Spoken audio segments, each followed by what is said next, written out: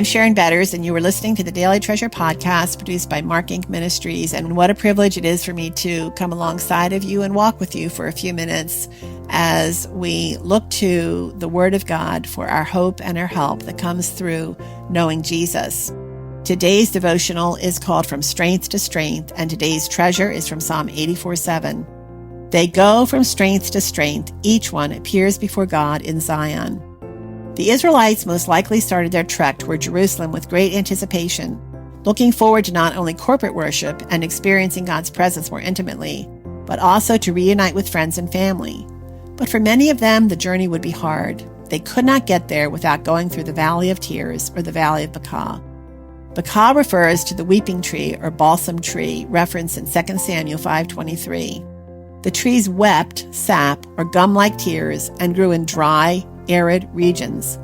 The early readers of this psalm would immediately know the writer wanted to communicate the journey to Zion was difficult and dangerous.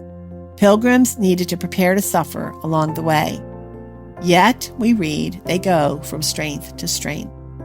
The word strength can be translated company. That is, they go from company to company. You can also translate it from army to army. Imagine you are on your way to a joyful family reunion, but it will take days of driving to get there. After a day of driving, your kids repeatedly whine, "Are we there yet?" Your back hurts. You can barely keep your eyes open as you pass mile after mile of boring countryside. But you press on because you know you will eventually connect with your sister's family, with whom you will continue your trip. The minute you see her and her kids at a rest stop, your spirits revive and your energy increases. The next day, you meet up with an elderly aunt and uncle you haven't seen in a year. They join your caravan. Though you are still tired, meeting up with loved ones refreshes your spirit and you can go on driving. You are going from company to company. Remember the story of Mary and Joseph losing Jesus? Why didn't they know sooner that he was missing? Because they assumed he was traveling with another company of relatives and friends. The Israelites gained strength from their covenant family that went beyond blood relatives.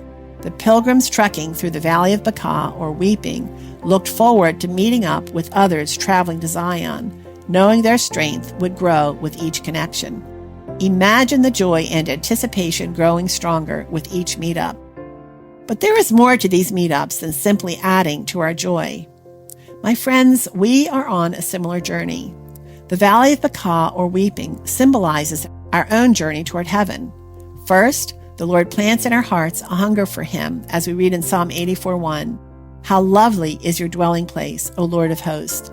My soul longs, yes, faints, for the courts of the Lord. My heart and flesh sing for joy to the living God. He equips us with his strength for the journey. Psalm 84:5a. Blessed are those whose strength is in you. He places in our hearts a map to our final destination, heaven, in whose hearts are the highways to Zion, Psalm 84:5b. He gives us fellow travelers, strategically placed along the way, who not only encourage us to continue, but walk with us, as we read in Psalm 84:7, they go from strength to strength, or company to company, or army to army. And he guarantees we will arrive at our destination. As we read in Psalm 84:7, and each one appears before God in Zion.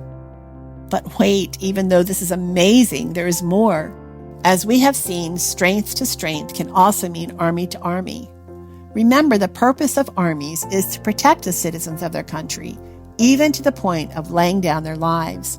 Our fellow travelers are also armies, ready to travel along with us, to fight for us, and to help carry us to ensure we reach our destination. Martin Luther describes our journey this way. This life, therefore, is not righteousness, but growth in righteousness, not health, but healing, not being, but becoming, not rest, but exercise. We are not yet what we shall be, but we are growing toward it. The process is not yet finished, but it is going on. This is not the end, but it is the road. All does not yet gleam in glory, but all is being purified. Once we meet Jesus, God guarantees we will arrive safely home, and he supplies whatever we need to get there, transforming us into the likeness of Christ with each leg of the journey. as we read in 1 Corinthians 3:18, "And we all, with unveiled face, beholding the glory of the Lord, are being transformed into the same image from one degree of glory to another. For this comes from the Lord, who is the Spirit." And, O Father, may we trust you on this journey toward heaven, having confidence that you are transforming us so that we reflect the beauty of your Son. Friends, thanks so much for joining us for the Daily Treasure podcast, and we are so grateful when we hear stories about how God is using this devotional to help turn your hearts toward Jesus.